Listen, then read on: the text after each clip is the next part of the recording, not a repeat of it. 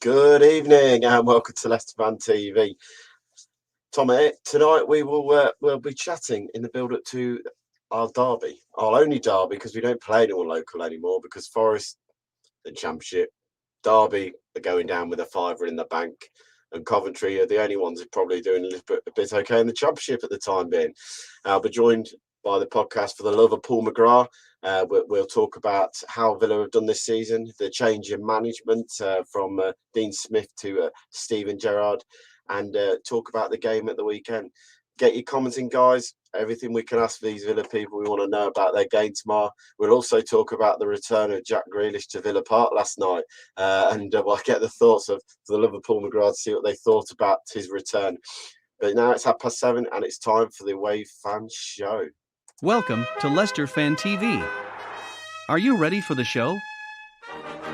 Thanks to our sponsors, ADT Taxis, Everards, Pukka Pies, Pink Car Leasing, Leicester Riders, Hollogram, The Fox's Arms, Peter's Pizzeria, Hope Against Cancer, and Newby Co estate agents. We want your views, we want your comments, so join us live. 5, 4, 3, 2, 1.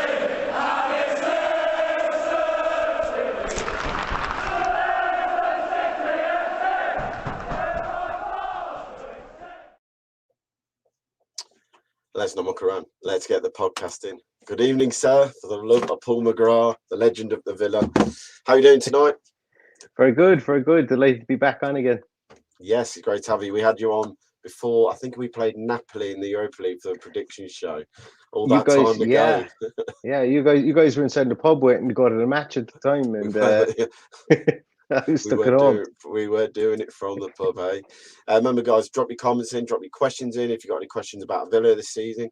We'll look at the Villa for the way for Sunday in a massive game, 4:30 kickoff.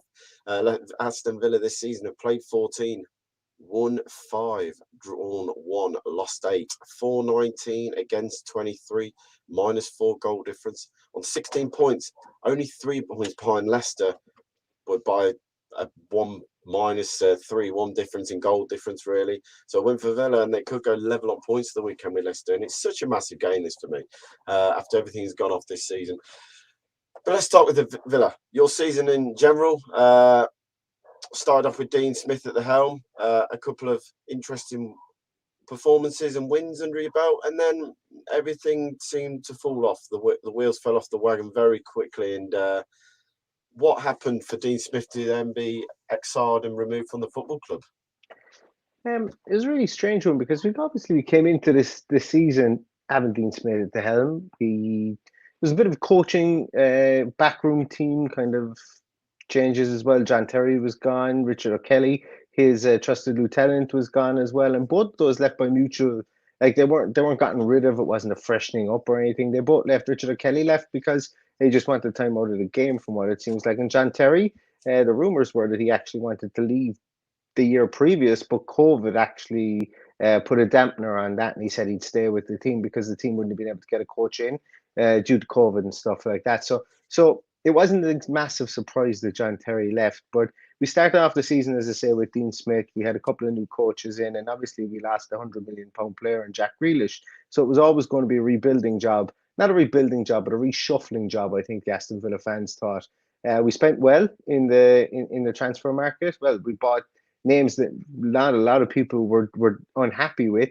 And then I think where the wheels started to come off was these players that we bought weren't actually getting on the field due to injuries. Yeah. So we had a COVID outbreak at the start of the season. We started getting injuries. Leon Bailey, everybody was chomping at the bit. He was getting injured, scoring goals even, and he's actually got injured last night as well, which it's just such bad luck for the boy because when he's played pretty well. He's a real maverick and he's got a turn of pace in him. But that's kind of what kind of did Dean Smith in. We had some good wins. We won against Man United, first time in donkey's years. I think it was like the first time in 13 years we'd won against Manchester United. And that was 1-0. And then we didn't win for 5 games, and the club pulled the plug on him. They absolutely pulled the plug on him there. It was and it was a tough one because Villa fans didn't get in his back. They weren't toxic against him. He didn't lose the fan base. He didn't lose the dressing room or anything. the club just kind of made a very ruthless and calculated decision that they wanted to freshen things up, maybe, or get the man in that they thought might be able to push the team forward and enter Steven Gerrard. And since then, we've seen a change in our style of play. We've seen a change in the way that we set up. And frankly, I'll be really honest with you, the media in general don't have enough good things to say about us at the moment.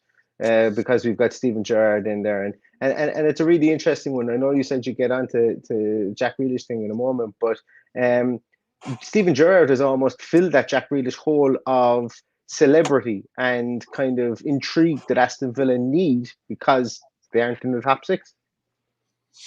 I mean, looking at your strikers and your goal scorers. I mean, you got Cameron Archer, who's top. I think he scored a hat trick in Barrow, so that's 3 of the goals. Ollie Watkins on 4.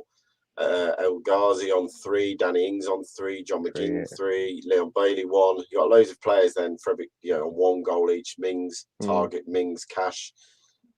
I mean, generally, you probably haven't scored enough goals going forward. I felt, if I was honest, as a Leicester fan looking in, you signed some very good players. Leon Bailey was someone that I think Leicester fans have been raving about for ages, who's very good mates with Ndidi. I know Leicester fans wanted him to come to Leicester. You signed Danny Ings in the summer, what I thought was an absolute bargain of a signing, someone to play with Ollie Watkins to support him. But in question for there is, has it not worked out with them two? Because they don't seem to be able to play together at the moment for some strange reason. Once again, I think it's the cast of players around them that has kind of forced them to play in positions that maybe they're not used to playing. Dean Smith started playing a 3-5-2 at one stage, and we had 2 strikers up top, and it certainly didn't work for them because neither of the two of them, it's their job really as a striker is not to hold the middle ground. Watkins does it when he's a lone striker, but when there was 2 up there, they were picking up the same positions quite often, more often than not. But I don't think that was their fault as such. I think it was the fact that we needed an outball. We needed more pace in midfield. Buendia wasn't in there. He was trying to get up to speed. Last night was the first good game I've seen Buendia play in an Aston Villa shirt. And last night I thought he was really, really good, and that's the Buendia we expected to get. But up to now, he's been easily pushed off the ball. He's been 2 steps behind where we thought he would be. He's been wayward with his passing. And I think it was just a kind of a massive storm of the fact that we didn't have any wingers to be able to get the ball quickly up to Watkins or to Ings. And if we're going to try and play through the middle, play on the ground through the middle to the 2 of them, when we're playing 3 at the back, or else go long. Neither of the 2 of them are giants. It just didn't work for them, I don't think. So there's a lot of mitigating factors, but I suppose the proof is in the pudding. The 2 of them didn't work together up top, but it's not to say that they won't do in future. But saying that, I don't think there will be an opportunity for the 2 of them to play up front in Steven Gerrard's tactics. Yeah, I mean, looking at the assist chart, El Ghazi 3, Douglas Luiz 3, Danny Ings 3, Bailey 2, Ashley Young 2. Ashley Young, for me, was a quality signing, by the way, for you boys. That a bit of experience. I think he's do a great job if he's not playing every week. It's something around him. I mean, you look at Buendia, you signed him from Norwich in the summer for 30 million. Well, I think it was roughly 38, yeah, 38 million pounds. I mean, we're talking about a player who was linked with Arsenal during his first season in the Premier League, and was tearing it up. Even though in a team were going down, he was still probably their best player. He tore up the Championship that's last season before he got his move.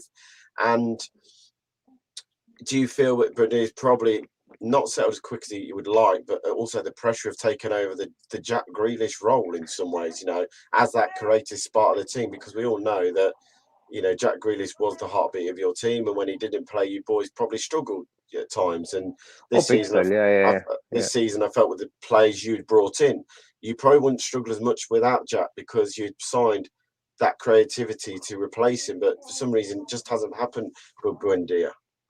Yeah, and look, once again, a lot of it's been the first 10 games of this season for Aston Villa Football Club. You could write a book on those alone. The whole Argentinian players going to Argentina to play games in the South American qualification groups, and then having to come back through Croatia so that they didn't have to quarantine. All this mad stuff that was going on, and I think that affected Buendia massively. He couldn't get fit. He wasn't around the team. Got a slight little injury. there was a lot of things that went down with him, and realistically, an awful lot of things I'm going to say, and a lot of the excuses are we had the most disjointed first 10 games and preseason. I would go so far as to say of any club in the whole Premier League. Granted that we had games in the preseason called off due to COVID. We had our own COVID outbreak. It was one game we had on the Friday night. I can't remember who we were supposed to play. Can't remember who we were supposed to play, but on the Friday night the game was called off, and on the Saturday morning they just happened to announce we were playing Salernitania, who just happened to be in England, and they came up and basically they might as well have moonwalked around the field. It was the most useless escapade of a game that I've ever seen. And even in that game, Ollie Watkins went away and got injured, So it was just one of these mad sequences of 10, 12, 15 weeks that nothing went right. And Buendia falls into that category as well. Gerrard came in and more or less name-checked him as not being fit enough. Now, he didn't say his name, but he said there's a lot of big players, a lot of players who've come into the club who aren't where I want them to be. And I think the international break came at the right time because we got Gerrard in. He got a week with these players, and I think the shock to the system made them realize that okay, we need to start moving our ass here, or we need to, or he'll ship us out in the summer. So it was Buendia is somebody I think that his style of play suits Gerrard's two inverted wingers, two number 10s situation more so than most players on the team. I mean, you signed Martinez. For me, what a bargain. What a goalkeeper he has. Yes, he has his moments like I think any foreign goalkeeper does because they like to be flamboyant at times and can sometimes let the odd mistake happen. But for me, he's been one of your top players this season. The amount of saves he's made, he's looked a bargain. How are the Villa fans taken to him being in goal for you this year? He would, Villa fans would offer up their they'd offer up their last bite to him. He's an absolute legend. He's a leader within the team. Villa fans can't, I think the whole league, I'm going to be honest with you, I would say the whole continent of Europe and South America are all looking going, how were Arsenal not playing this guy? And yes, they got decent cash for him. They got 20 million for him or whatever it was. But so much so, Villa fans love him so much so that when the the Golden Glove Award was given out there at the Ballon d'Or, he only came sixth, and they were like going, that's a joke. He should have at least been in the top three. And it's only a small thing, but he's so highly regarded by Villa fans that it would take the job is his, the position is his, as long as he wants it, essentially, because he's just such a consummate professional, and he's a leader, and what he's done since he's come in, we were very susceptible from corners, and last season we were good from them. This season it crept in slightly again, but he's one of these. He's somebody that can command the area. He catches the ball, which is something you never see goalkeepers do anymore. He catches the ball, even when not just from crosses, but when shots are taken, it just sticks to him as well. No, absolutely delighted with him. If there's one area of his game that he could probably improve, he could be a bit more like Kasper Schmeichel and maybe spread himself more when he comes out in one-on-ones. But as a shot stopper, there's very few better than him in the league, and that is a fact. I mean, you talk about corners, mate. That's our biggest downfall at the moment. We're conceding left, right, and centre from corners. Another two last night from set plays. Very, very poor, and it's something that Leicester's always been good at. He's been strong at the back this season. It's gone to pot. We'll talk about your back four because there's a certain member of the team who was flying last year, and for me, this season it's not gone so well for Tyrone Mings. His form seems to have dipped a little bit. Hopefully, under Gerrard, he can pick that form up and get back into the England team because we are missing a left-sided player for me. I don't care what anyone says about Maguire. He might have scored a couple of goals against San Marino, but we all know that Tyrone Mings on his day is one of the best centre-backs in the Premier League at times. What's your feelings on Tyrone Mings and also your Polish international right-back, Mr. Cash? Mateusz Zloty, Mateusz Cash. Apologies about that there. I just said... It's fine, mate. I'm minding a baby. But Tyrone Mings, look, I suppose realistically he's not hit the heights that he had hit previously in the previous years, should I say, but he's still been our leader. He's been our catalyst for an awful lot of good things, I suppose, as well. He's look, does he have his moments in him? He absolutely does, but it's a case whereby he's the good certainly outweighs the bad with him. he popped up with I'm so sorry about this. He popped up with a goal there. The not obviously not against City, but against Crystal Palace, he popped up with a goal out of nowhere. We do have a set piece coach in as well called Austin McPhee, who really utilises him an awful lot from corners. You mentioned the corners where your Achilles heel. Austin McPhee really utilises him, and you'll see him and he'll move him around. He's got some really weird kind of setups from corners that you'll see, whereby he'll almost make two kind of different groups of players at corner time, and they'll send a massive group of players to the front post, a massive group of players to the back post, and then they'll almost both interchange. And what would happen more often than not, that Mings will be standing there on his own and he'll get something away. So if you guys can marshal Tyrone Mings from corners, while he might not score from it, he will definitely cause a nuisance there. But his defensive play, as you mentioned, he does kind of have that moment in him where he can slice the ball up into the sky and then give away a goal or do something silly. But I think under the watchful guise of Steven Gerrard is kind of, the kind of captain he was and the player Gerrard was. He was kind of no nonsense and he was lead by example. And I think he's kind of taken a few players aside and told them that he needs them to be a small bit more, how will I put it, small bit more kind of, I'm not going to say professional, but he needs them to be a small bit more mature when they're playing. And he needs those leaders out there. And you mentioned Ashley Young. Ashley Young is another person that Steven Gerrard has essentially, brought in out of the cold. He's playing him back in a number 10 position, and Ashley Young is playing fantastic there. But it's all to do with the trust, and Steven Gerrard trusts Tyrone Mings as the captain. And there's no fear that Tyrone Mings will be dropped, sold, or we will part with him, I would say, in the next 12 to 18 months anyway, at least. And you mentioned Matty Cash. Matty Cash is our most consistent performer all year, without a shadow of a doubt. He's offered an awful lot more to his game going forward. Specifically, got that goal against Everton. Although to this day, I still don't know if he even knows he hit it with his left foot. I'm not quite sure. He knew what was happening there, but he's just a guts and glory fullback. He's a throwback to almost the late 90s, early 2000s of marauding fullbacks who love to overlap, and he can cross it. He can whip a ball in, but I tell you one thing, one of the big things that he's developed this season, I mentioned Austin McPhee, is he's developed a huge long throw out of nowhere, and Villa utilise it quite a good bit. So watch out for that too. There's a Roy Delap style long throw coming your way on Sunday at some stage. I can guarantee that. Another thing to think about when trying to set pieces. I mean, we go into the final bit of the show, mate, and we'll talk about the appointment of Steven Gerrard coming from Rangers. Probably a lot of people are very surprised he gave up the cushiest job in football up there in winning titles, but it shows you the manner of Steven Gerrard for me, that he wanted to come and test himself in the biggest league in the world. And we all think, any football fan will be honest to say, that this is his one and only chance to make it work. I mean, if he blows this, then the Liverpool job's gone. He could have waited around a few years in Scotland and then gone, yep, Jurgen's gone now, I'll go to Liverpool, manage them. But no, he's done it the way I think you should do it, and that's earn your stripes to go into the big league, in my view, and coming down to Villa and taking the opportunity what has been given to him. It's a massive step up compared to what he's used to in Scotland. What's your thoughts on Steven coming to Aston Villa as your new manager? I'm going to be really honest. When his name was mentioned, I was underwhelmed, just for a lot of the reasons, because I hadn't given myself time to think about it. And what I mean by that is that it was very easy for me to turn around and go, oh, Farmers League, pub league, only has to beat one team up there. How good can he be? Sure, he went away. He's got Jermaine Defoe. Sure, I'd score 40 goals in that league. It's very easy to throw all these old silly things that you hear week in, week out, and from some very respected people. And it's just not true.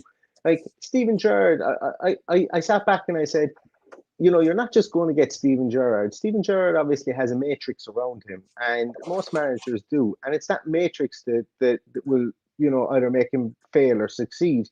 And when you look and you peel back the onion with him, you see that he's got Gary McAllister in there offering him some support. Gary McAllister obviously knows Aston Villa. He was here under Gerard Houllier. He managed Aston Villa, actually. Gary McAllister did for a few games at the end of the season when Houllier had a heart complaint. He has Tom Culshaw, who actually played in the academy setup in Liverpool with Steven Gerrard. He has lots of sports scientists. He relies on data. He relies on performance analysis and stuff like that. He brings professionalism to it. But what he really had in the jewel in his crown was one of the most, I suppose, not catalogue, but one of the most, and he's not even sought after as well. He's admired from afar, and one of the best up and coming coaches, and Michael Beale, was who he had. So, like, Steven Gerrard is one thing, and I mentioned that the celebrity he brings, that wasn't all Aston Villa were looking for. Aston Villa were looking for the full package, and Michael Beale was somebody who came very, very highly rated. I sat down and I've spoken to two people about Michael Beale. One person who actually trained under him, which I did a podcast with and it didn't record, and I'm sickened that it didn't. It was a really enlightening podcast. And another person who actually interviewed him from the Training Ground Guru podcast. And the two of them, literally, the eyes were popping out of their head with excitement for somebody like Michael Beale. And you can see it. You can see the influence that he has. Villa have even gone to the measure of recording training sessions and releasing them to the public to see what works. They've increased their coaching staff under Steven Gerrard. There must be, I'd say, 9 coaches there now, which was unheard of before. And I think the specialization of that is key for Steven Gerrard. And you might wonder, you asked me a question about Steven Gerrard, and I've barely even spoken about him. But the reason that I've gone on this tangent is because Steven Gerrard, now, for all he did with Liverpool and dragged them up off the ground year in, year out, and was one of the most unlucky footballers of all time. If right was right, he would have won a couple of Premier Leagues for his talent, but he didn't. And he won a couple of Champions Leagues because he basically pulled Liverpool out of the fire in do or die situations. But he knows his limitations. He knew that he wasn't able to run a training ground or run practice sessions as well as he would need to be able to take on the Rangers job. So he brought in Mick Beale, who he worked with at Liverpool when he was in the Liverpool Academy. Didn't even really know him, just knew that he was really highly rated. Brought him in, then brought him to Rangers, has brought him with him. Brought in Gary McAllister, have a bit of an older head in there as well, somebody that he respected, obviously played with at Liverpool. 2 guys could bounce off each other. Then he brought in all these other coaches as well. So what I'm getting at here is that Gerrard is the man manager, the overseer, and his whole matrix, as I said, that he brings with him is really exciting. Villa fans are absolutely over the moon with it at the moment because you can see, and there's no disrespect to Dean Smith, but you can see the differences on the field. You could see something last night when Aston Villa played Manchester City. They conceded just before, like the first goal was an absolute pox. It took a deflection and it skimmed off target's head. And if Ruben Diaz takes a shot with nobody on the field, no goalkeeper rating, 9 times out of 10 he's going to put it wide. That's just the type of defender he is. But it squirts into the corner. And then their second goal was a banger. It was just before half time. But the big thing was Villa came out in the second half and City were hanging on towards the end of the game. That probably wouldn't have happened 5 games previous to that under Dean Smith. And it's no badness to Dean Smith, but what they did is they made adjustments, they made changes. They're really leaning on the data and the performance science. And what they did was they even closed down the middle of midfield more. They made sure Rodri couldn't move. They stuck somebody on Fernandinho. They started winning frees when they were taking the ball out of place, out of defense, so that they could get their breather and then launch attacks. And they got their goal from a set piece as Ollie Watkins scored. And we were very unlucky when Carney Chukwuemeka, who's a really, really good young player, comes on and really should have scored, only for Ederson coming out and doing his best Kasper Schmeichel impression and spreading himself the size of a blanket. So there's lots that we can be very proud of, I suppose, or very, very hopeful of with Steven Gerrard coming in. But like as I say, Steven Gerrard is one thing, and he brings that circus and that razzmatazz back to Aston Villa that we lost in Jack Grealish. But it's it's his worker bees underneath him that are really exciting for Aston Villa, and we're already beginning to see it 3 weeks on. So, like you say, you've won 2 and you lost last night. Very unlucky. I've seen the highlights today, and you boys were very unlucky to lose that. I mean, the second goal was just a typical counter attack. But I mean, when you've got someone, Silva's Bernardo Silva's talent to volley the ball first time into the top corner, the roof of the net, with the power and the accuracy he can hit a ball. It's very hard to then come back into game at 2-0 against Man City, the champions, because they just pick you off. But fair play, you get the goal back, and you then attack, and you really went for it last night. That's what worries me going into the game weekend. You're coming up against a Leicester side that are very fragile still. Yes, we beat Watford and beat Stanley Edge, but I mean, again, last night it took us going on behind twice to get back in the game. First 40 minutes up there with some of the poorest we've played all season. But once again, second half, we come out and we are absolutely flying. And once again, it's the same as you. Vardy gets that chance one-on-one, and you're expecting the net to bowls, but he smashes it over the crossbar, unlike Vardy. Hopefully, he's leaving that one for the weekend to get his record of 94 goals as the oldest player over 30 to score the many goals in the league to take it off Ian Wright. But before we go, mate, what is your predictions for Sunday's game? I know you're a Leicester fan, but obviously you're going to say a Villa win. I know you are, mate. I'm not going to sit here and say you shouldn't. But what's your feeling, your gut feeling for the game, and what do you think you'll go with? I don't know. Will it be a win for Aston Villa at the weekend? But I don't think I'd be confident of coming away with something at the weekend. Reason being is that, like, Brendan Rodgers is a really good manager, and yes, he's faltered a small bit. And you mentioned, I didn't even know that you guys were only 3 points ahead of us. I would have expected you guys to be a lot further ahead. Looking at that from some of your friends, the optimism isn't there for Leicester, and this is really interesting because I have heard, and there's a couple of other Leicester fans that we spoke about, that they're like kind of very much off. If Rodgers wants to go to United, have him go, be gone. We'll see you. We'll get a new manager. And for me, that's really, I found that flabbergasting, because if Rodgers' name had come up for the Aston Villa job, I don't know, would I still have pants on? I'd be dancing somewhere with no pants on, but still happy drinking pints somewhere. I don't know, because he's just a really good manager. But anyway, that wasn't the question you asked me. The question you asked me was what was my prediction. I'm going to go with a score draw, and I think it might be 2-2. Steven Gerrard has tried to get us not to concede goals, but Jamie Vardy just comes to play against Aston Villa and just has a field day every single time. And somebody will always come on and score a goal, like Harvey Barnes. Is Harvey Barnes yeah, still injured? He's back now. Is he fit? Back, yeah. He's back. Yeah, well, don't like that. Put him over against Matt Targett. I'm not exactly too delighted about that either. Patson Daka, I'm sure, will come off the bench and probably hit the woodwork or have one of the games of his life, stuff like that. It just happens against Villa. And I think it's going to be something like a 2-2 draw. I think there'll be goals in it, because I don't think that I think that we're beginning to hit our form up front. But I think that Brendan Rodgers and I think Leicester need a performance, and I think the performance will be more important really than the result for Leicester at the moment. And I can see goals in this one, but maybe a score draw of 2-2. Great. Well, mate, thank you for joining us. Thank you for little one for joining us as well, and having a say. Sorry for that. Mate's always appreciated. We all got families, and we all do this for the love of the game, and sometimes we have to bring them along the way, eh? Yeah. Good luck for the weekend, mate. I'm going to the game. I'm looking forward to it being in the way fans with them, so it'll be a great atmosphere. We'll catch up with you hopefully after the game at some point. If not, we'll catch up definitely before we play you in the next Premier League fixture at the King Power. But good luck for the rest of the season, mate, and we'll catch up with you soon. Same to you, Tom. Thanks for you. Bye-bye. Thanks, mate. Bye-bye. And there we go. Another away fan show done.